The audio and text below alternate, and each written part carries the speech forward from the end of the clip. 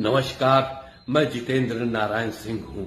आज से 1.5 साल पहले मैं वसीम रिजवी हुआ करता था। मैं बेघर हो गया, मैं नहीं डरा।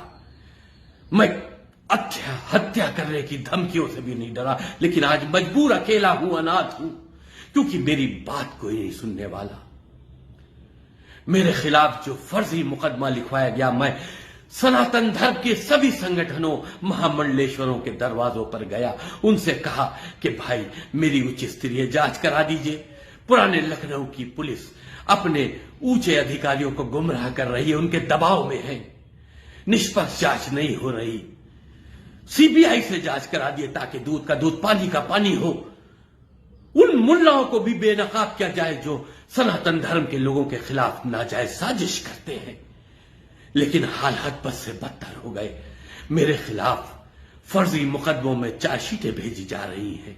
चौक से भेजी गई, थाना चौक से भेजी गई, थाना शहादतगंज से भेजी गई।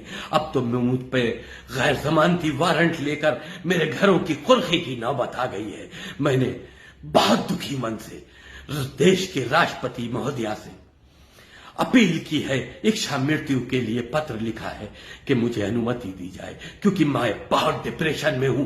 रोज एक कदम अपनी सुसाइड की तरफ बढ़ रहा हूं। मैं अकेला हूं, मेरी आवाज कोई पहुंचाने वाला नहीं। सबने कहा, आश्वासन दिया कि आदरणीय मुख्यमंत्री जी से बात करूंगा, लेकिन उन तक मेरी बात पहुंची नहीं, क्योंकि वो न्याय का देवता है। अगर उन तक मेरी बात पहुंचती तो आज मेरा हाल ये ना होता, मुझको भी न्याय मिलता। मैं मजबूर हूं, मेरी मदद कीजिए।